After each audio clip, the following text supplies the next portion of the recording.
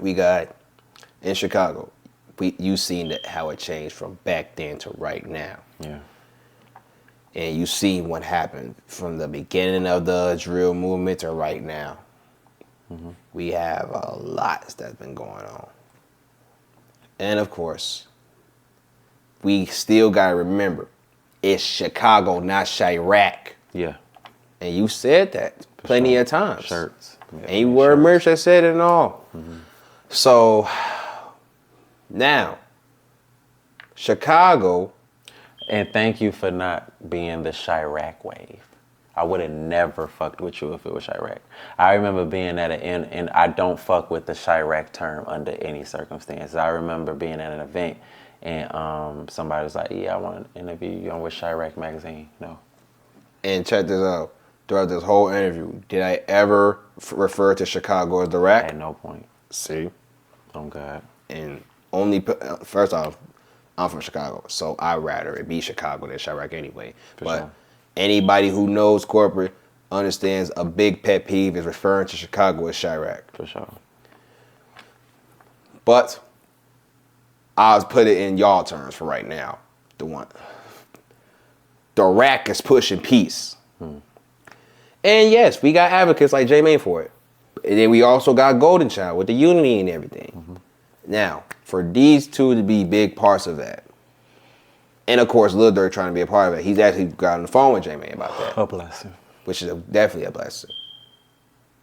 Of course, you stand for the peace and everything. Everything about you represents positivity. But you were speaking on one being unity.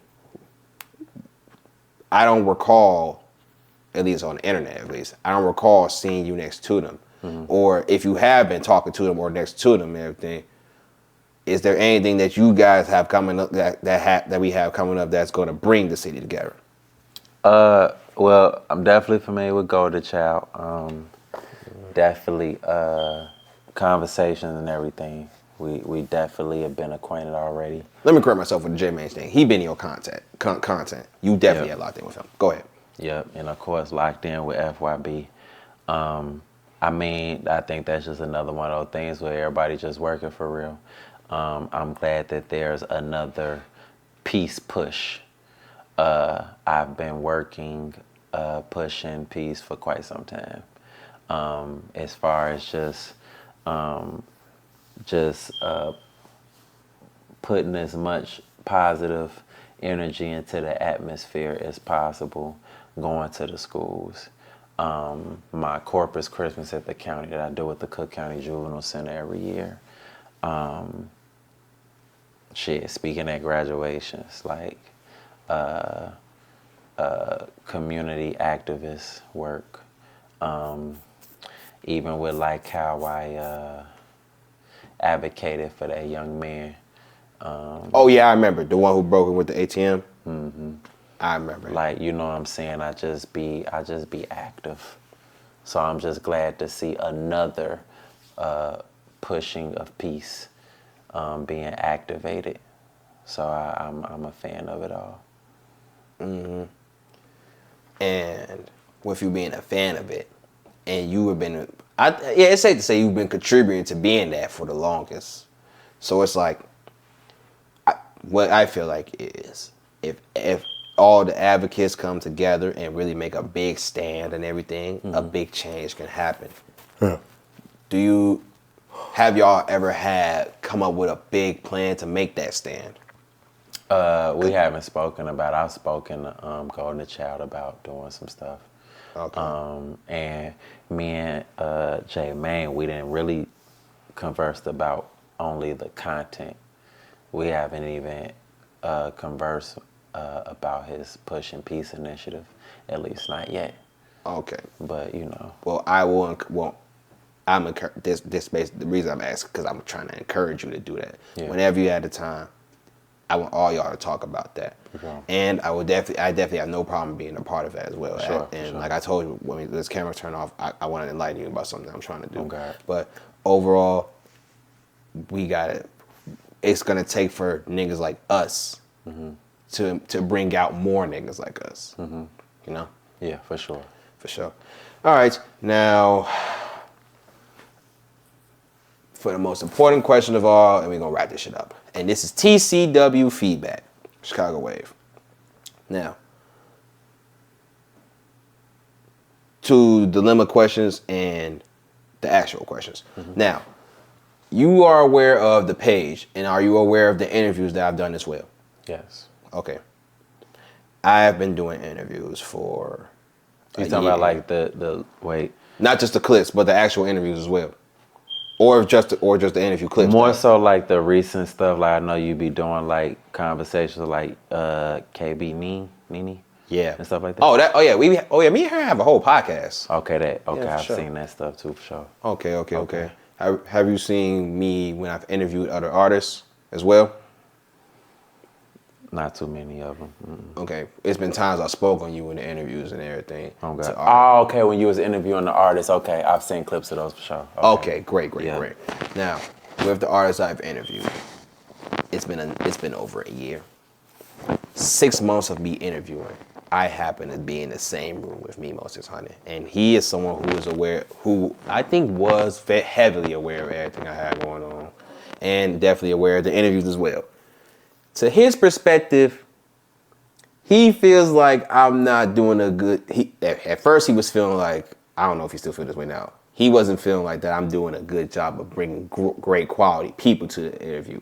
His exact words was, "You be interviewing anybody," and me personally, for what I tried to do, my goal was to interview artists for sure, but it's all different varieties. Because if I look at only one scale of the artist, the other artists may look at me crazy, because it's like, we got so much talent that's undiscovered, and if it is discovered, it can go somewhere and we can have more people, but we also got to put the right people there. But to your knowledge, just for my personal sake, it's just for me to know how I could be better if needed to be, for the interviews that you were seeing, do you feel like I interview anybody? Well, I understand how you operate in regard to, just equal opportunity activity. I also understand why he said that, because you could choose to, be more inviting to people coming to speak, or you can choose to be choosy and only do the names. Right. So with you choosing not to only do the significant notables, that will probably contribute to him feeling like you just interview anybody. But but then I also have to put myself in another pair of shoes. If I wasn't who I am, I would appreciate the opportunity to be able to speak on a platform, and you give those people a platform to speak. So that's very respectable of you. And you don't only cater to those that are popping or have some shit going on. So all respect, for sure. Thank you. And I'm glad you said it's for both shoes, because I do understand his perspective. But one thing I felt like that he should take note of is like, you got to look at things for their shoes too. And at the time he probably wasn't thinking that. He probably thought about it later on. And I wasn't trying to get you to speak down on him. I was just wanting for you to speak from your perspective on how I do things. Because if I am doing things to a point where I'm only interviewing a certain caliber of people, and it's not nobody that's with a name, then maybe it would be a bad thing. I personally feel like it may not have been a bad thing. Yeah. But so thank you for pointing it out, just for my sake, not to downplay him or nothing like that. So that's all this was, just feedback for me. And now the second dilemma. Last month of my 11th month of interviewing, I interviewed SG Batman, a very great character and a cool guy. But he told me something that I feel like that had me flabbergasted. Okay. And this may be something that people may view of blogs overall, but this is just from, he broke it down for me. It's an internet perspective and it's a street nigga's perspective. And what he did was break down to me from a street nigga's perspective. I be getting certain people killed in the streets. And I'm like, huh? And I asked how. and you just break it down. It's like people may want to get on a high platform, and that's the good thing, because they should feel like that. But it's like, it's certain ways to go about it, and from what he's saying from a street nigga perspective, when certain people die, it'd be blood on my hands because they go about it in a way where it's not the right way to do it, and it could lead to problems in the street as well. And then if something happens to them, it end up being my fault because the last thing they know them for was for what they did on the platform that I presented for them. So, from your perspective, and once again, this is just for personal feedback reasons. When it comes down to me, if anything was to happen to anybody, and God forbid it does happen, would it be my fault? No. There's no way for you to control that in that fashion. There's no way. Like, you know what I'm saying? You can't control what motherfuckers say. There's a way to... I think there's a way to make it worse, i.e. the War in Chi-Raq page. DJ Academics, for You know what I'm saying? Right. There's a way to make shit worse. I mean, you could possibly demand that everybody speak positively, but these are drill rappers and street niggas. True. What the fuck are we talking about here? So it's just kind of like, I empathize with what the good brother is saying. However, with you having a platform and you giving people, you know what I'm saying, room to talk, any platform that's giving people room to talk, even on a low level, that shit is inevitable. Like, it just depends. Gee, motherfuckers be feeling one way about one thing, one way or another. You could have a motherfucker that ain't even necessarily dissing. If a op hate them enough, just the fact that they up there talking about what they got going on, I'ma kill that nigga. This is Chicago. Like, you know what I'm saying? So, yeah, I wouldn't say you contributing to the murder rate out this bitch. Like, you know what I'm saying? I wouldn't say you woo, but I do empathize and understand why he's saying that though. Yeah. And as I said, I can understand because what he did was break down from a street nigga's perspective and how the streets look at it. Yeah. I'm not sure that's how he personally feels, but in the interview, oh, by the way, we was in the car. I connected my charger to the camera so it wouldn't die when we were talking. It erased, but it was there. I know what I'm talking about, and he does too.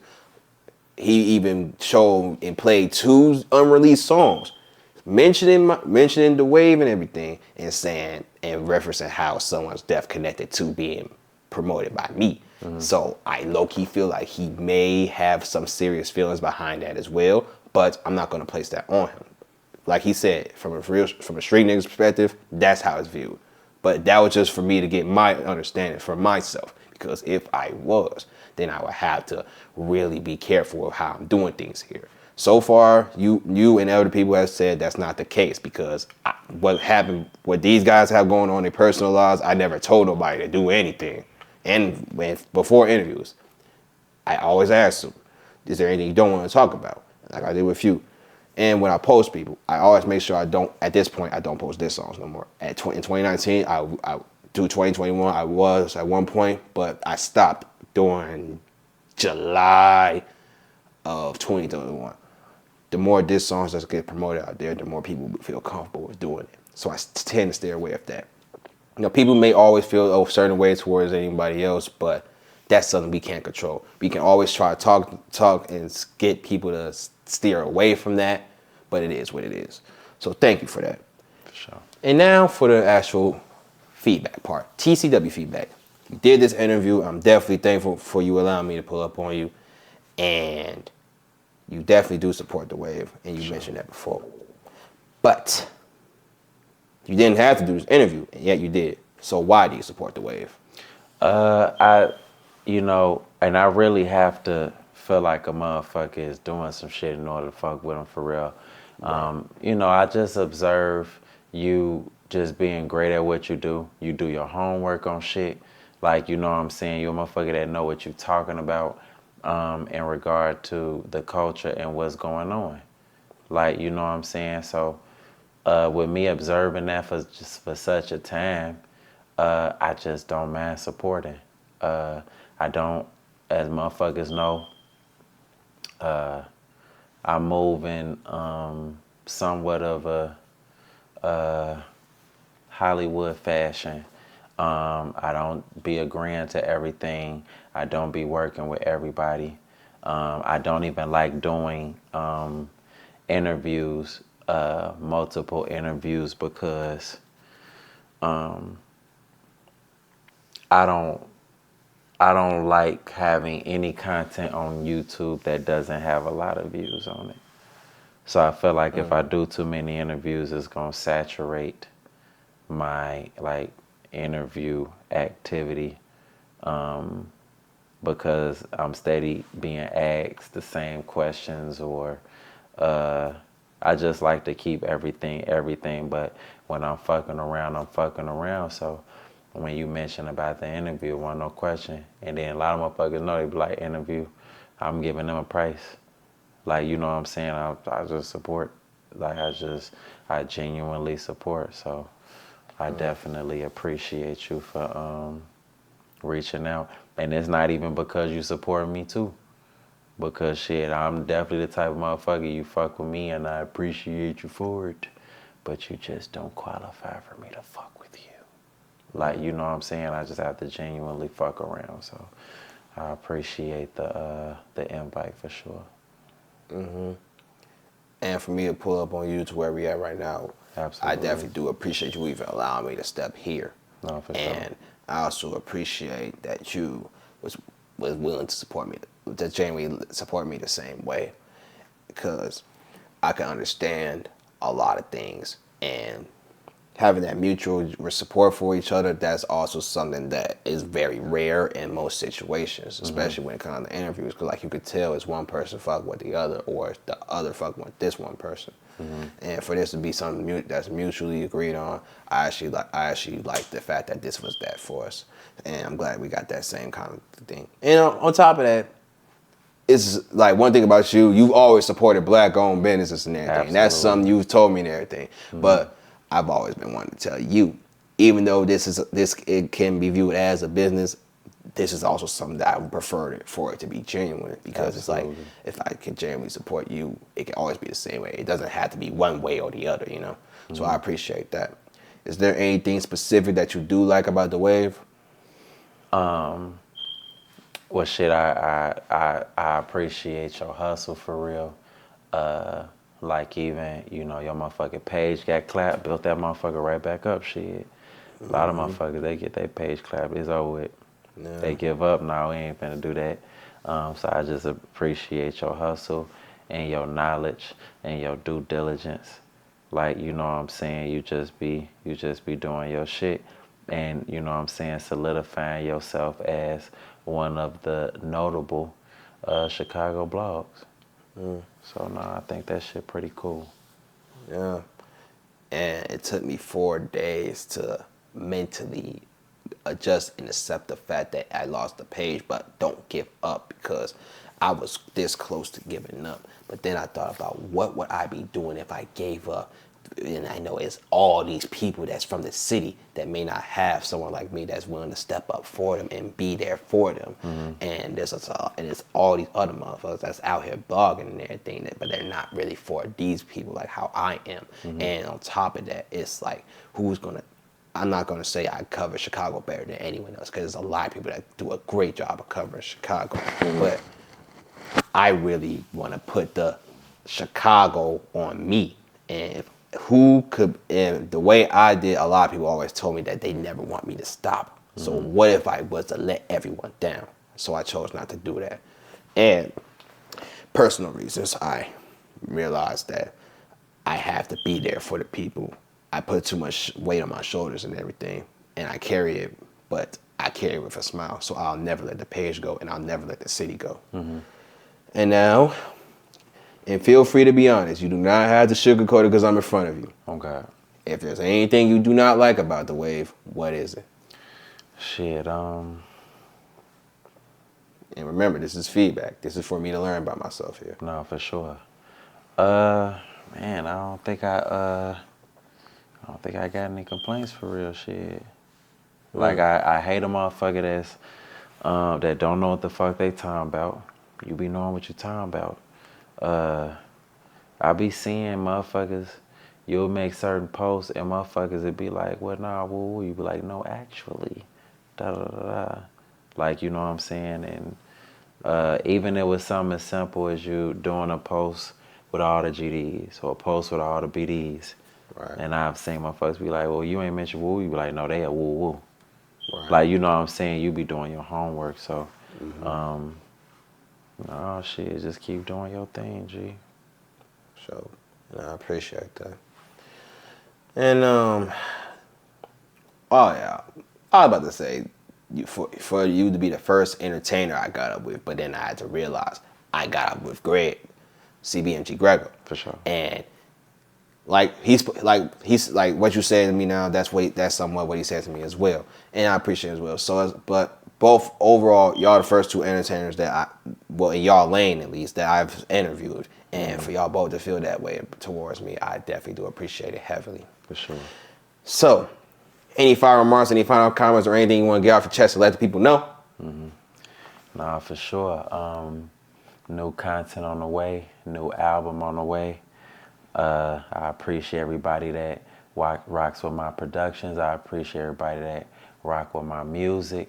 You know, and all the haters that be in the comments talking about corporate music trash, corporate, just stick to the skits and all that. Y'all can suck a dick. Type shit.